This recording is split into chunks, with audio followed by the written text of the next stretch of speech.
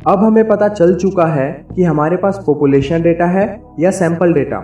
अब डेटा पर काम करने के लिए भी हमें डेटा के टाइप्स पता होने ज़रूरी हैं, क्योंकि हम डेटा के टाइप्स के बेसिस पर ही उस पर काम कर सकते हैं। जिस तरह का डेटा होगा उसी तरह से उसका एनालिसिस किया जाएगा।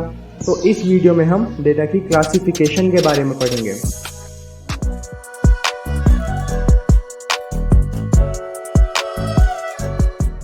डेटा को हम दो तरह से क्लासिफाई कर सकते हैं। पहला उनके टाइप्स के बेसिस पर और दूसरा उनके मेजरमेंट लेवल्स पर। पहले टाइप्स के बेसिस पर देखते हैं, जिसमें डेटा दो तरह का हो सकता है, कैटेगरिकल और न्यूमेरिकल। कैटेगरिकल जैसा नाम से क्लियर हो रहा है, वो डेटा होता है जब वो कैटेगरीज में डिवाइडेड हो, जैसे names of cities like Delhi, Mumbai, Kolkata etcetera. ये सिटीज़ अलग अलग जगहों को रिप्रेजेंट करती है, जिन्हें हम कैटेगरीज बोल सकते हैं। एक और एग्जांपल, ऐसे क्वेश्चंस जिनका आंसर या तो यस होगा या फिर नो। जैसे मैं आपसे पूछूं कि आपके पास गाड़ी है या नहीं है, यस और नो ही जवाब होगा इसका। और इस केस में ये दो कैटेगरीज हो गई जिसमें हम आंसर्स को क्लासीफाई कर सकते हैं। नेक्स्ट है न्यूमेरिकल डेटा, जो आगे दो पार्ट्स में डिवाइड होता है, डिस्क्रीट और कंटिन्यूस। न्यूमेरिकल नाम से ही क्लियर है कि आंसर तो नंबर ही होगा, लेकिन ये डिस्क्रीट और कंटिन्यूस क्या है? सिंपल भाषा में बोला जाए तो डिस्क्रीट का मतलब इंटीजर वैल्यूज़ और कंटिन्यूस का मतलब वो वैल्यूज़ जो डेसिमल में होती हैं। आपके पास कितनी गाड़ियाँ हैं, इसका आंसर एक इंटीजर वैल्यू ही होगी, एक गाड़ी, दो गाड़ियाँ एट्सेट्रा, तो ये डिस्क्रीट होगा।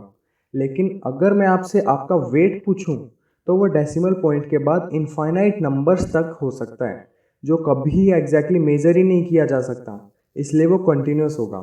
इसका एक और एग्जांपल आपकी हाइट भी हो सकती है, इनफैक्ट टाइम भी हो सकता है। मिली सेकेंड्स, नैनो सेकेंड्स, कितने सारे हो सकते हैं जो पॉसिबल नहीं है कभी एग्जैक्टली मेजर कर पाना एक पॉइंट ऑफ टाइम पर। ये तो हो गया टाइप्स के बेसिस पर। अब बारी है मेजरमेंट लेवल्स की, जो डेटा को दो तरह से डिवाइड करता है, क्वालिटेटिव और क्वांटिटेटिव। ये भी काफ़ी ऑब्वियस लग रहा होगा नाम पढ़कर। क्वालिटेटिव डेटा आगे दो पार्ट्स में डिवाइड होता है, नॉमिनल और ऑर्डिनल। अब ये शायद नाम से क्लियर ना हो रहा हो, मैं बताता हूँ। नॉमिनल को हम कैटेगरीज ही बोल सकते हैं, जैसे हमने अभी कैटेगरिकल डेटा में देखा, जैसे नेम्स ऑफ सिटीज़, बट इसमें कोई ऑर्डर नहीं है। बट ऑर्डिनल वो कैटेगरीज होती हैं जिनमें एक ऑर्डर होता है। कंफ्यूजिंग लग रहा है, मैं एग्जांपल देता हूँ। जैसे मैं आपसे पूछूं कि आपका कितना इंटरेस्ट है डेटा साइंस फील्ड में, और ऑप्शंस दूँ लो, मॉडरेट, हाई। हैं तो ये तीन कैटेगरीज, लेकिन एक ऑर्डर में है। लो मतलब कम, हाई मतलब ज़्यादा, और मॉडरेट मतलब ना ज़्यादा ना कम। वहीं नेम्स ऑफ सिटीज़ में ऐसा कोई ऑर्डर नहीं था, इसलिए वो नॉमिनल था और ये ऑर्डिनल है। क्वालिटेटिव डेटा के बाद क्वांटिटेटिव डेटा भी दो पार्ट्स में डिवाइड होता है, रेशो और इंटरवल। रेशो में एक ट्रू ज़ीरो होता है, जिसका मतलब है कि अगर किसी क्वांटिटी की वैल्यू ज़ीरो है तो उसका मतलब वो एब्सेंट है, वो है ही नहीं।